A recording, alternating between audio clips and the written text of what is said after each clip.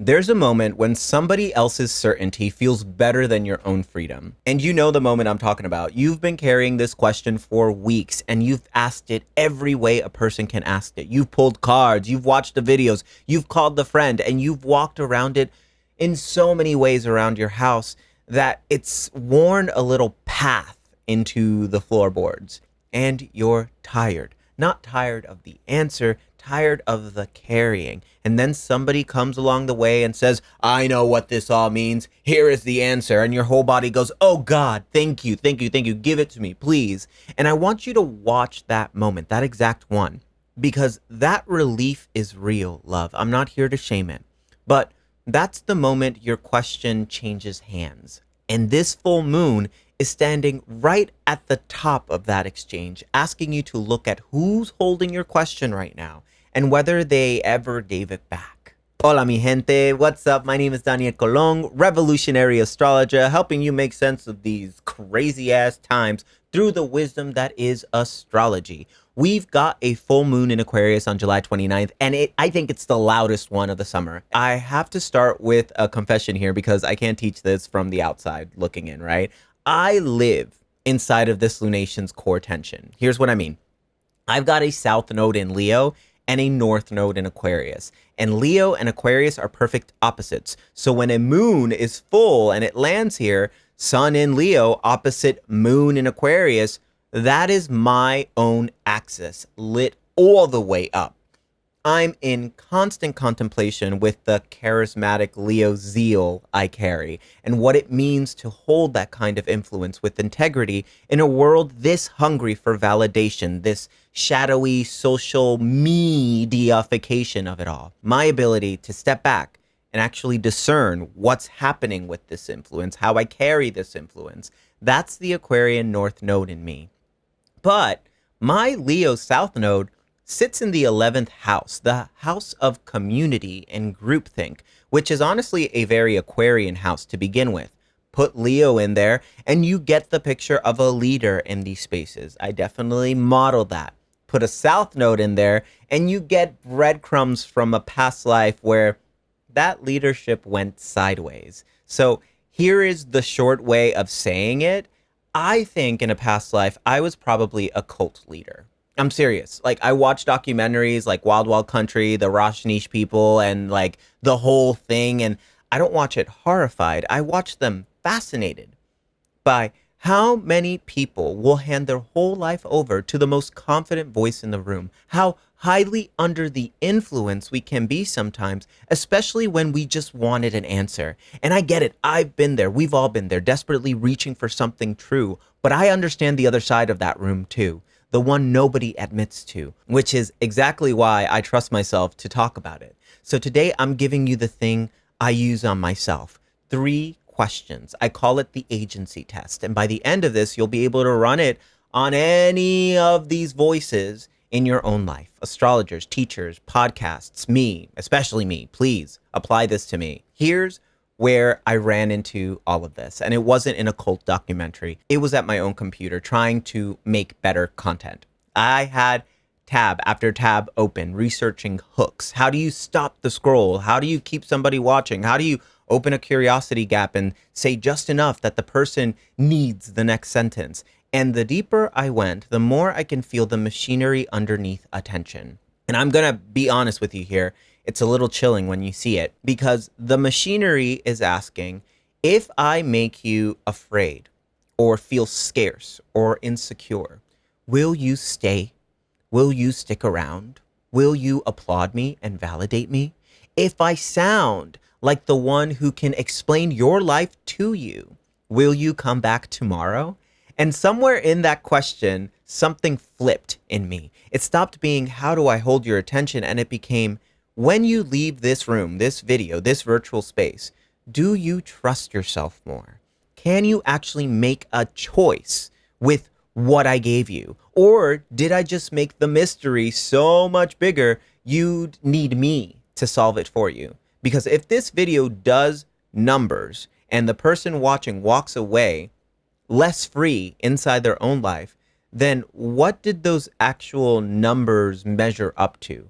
Because the sanctity of truth really matters to me. It should matter to all of us. We should be looking at all these influences and asking why. Agency truly matters to me. Discernment really matters to me. So that flipped question became the first question of this test, right? The agency test. And it's the whole spirit of it. After I listen to whatever is around me, to whatever is influencing me, do I carry more agency to choose?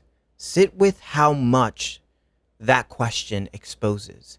Some voices inform you and you can feel it. There's more road in front of you when they're done talking. And some voices, sometimes very warm ones, leave you needing the next reading, the next episode, the next answer. The question got quiet, but it never came home. And listen, this is where I land as an astrologer, and I say it at the very start of every soul session I facilitate or run with other people. Like, I'm not going to tell you anything you don't probably already know about yourself. That's the deal.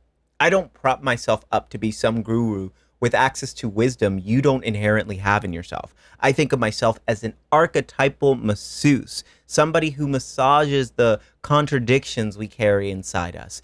You come in with a knot, something that's gotten tight, and my job is to find it, put language on it, loosen it, and hand you back to yourself. I'm not keeping you, I'm not collecting you. Good guidance hands you back. And in this highly influential world with so many voices screaming into the void, vying for our presence in this attention-hungry economy, discerning whose voice is integrous with their word and whose isn't really matters. Now, let me show you why the sky is turning the volume all the way up on this right now. On one end, you've got the sun sitting right at the top of Jupiter in Leo, almost exact, which is a giant amplifier on voice, confidence, visibility, the person the whole room is looking at. On the other end, we have the moon going full in Aquarius, standing next to Pluto. And that end is the group, the nervous system, the audience, the collective nervous system, and all the quiet ways power moves between one person and the many. And I'll tell you this is my own natal axis, so I know this tug of war from the inside. Me focused to we focused. Social media to social weedia. So you've got the amplified voice on one side and the listening room on the other, and this moon is lighting up the exchange between them. Now, the tarot card associated with this, sitting under this exact degree of Aquarius, names the whole scene, and it's the Five of Swords. One guy standing on the field, holding everybody's swords, smirking, and two other people walking away with their shoulders down. He won. And here's the whole thing about swords. Swords are language, thought, the terms, the at times unchecked conditions. So the guy holding all the swords goes, I was right. You were wrong. I'm awake. You're asleep. Yeah, that's right. Walk away. And this core tension of battle is everywhere right now. Everyone is picking righteous Leo sides. Red, blue, black, white, each with their staked claims, families, a friend group, a political feed, spiritual spaces even, which brings me to the next question. Question number 2. Am I allowed to disagree and remain whole within myself? Can you say, that doesn't land for me, and stay human in the room? Can you ask for evidence without becoming the enemy? Can the person guiding you change their mind? Have you ever seen it happen? Because you can leave one dogma, walk straight into a cooler looking one, and that's not a revolution, baby. I think what is more revolutionary is keeping the questions alive around the people and the ideas you love. An idea that's actually worth keeping can survive the cost of a question. If an idea can't survive you questioning it, then it wasn't holding you. It was holding you down. Okay, third question. And this is where it turns, because the loudest certain voice in your life might not have a platform or a following. It might sound exactly like you. I'm bad at this. Nobody wants what I make. I always pick the wrong person. This is just who I am. And you say these under your breath, in the car, in the shower, at 2 a.m, and every single one is a vote. This is the thing I always come back to. Every sentence you say is a vote for a reality. It's co-creative, whether you know it or not. And some of the votes you've been casting are expensive, baby. You can feel the cost in the choices that never got made. You know, there's a line from Terence McKenna that I hold on to, that the story you tell yourself is largely the story you're living. And this is exactly where I push in the small moments, because somebody near me will say they're getting bad at something, and I'll stop them every time and I'll tell them, you're not getting bad at it. You're getting better and better and better and better at it. That little correction is a different vote. And I've watched my own life change from changing the story I was telling about myself. So run the same test on the life you have. Run the same test on that inside voice. Does this inner voice return me to observable life? What actually happened? What did the person actually say? What pattern has actually repeated? And what choice is actually available today?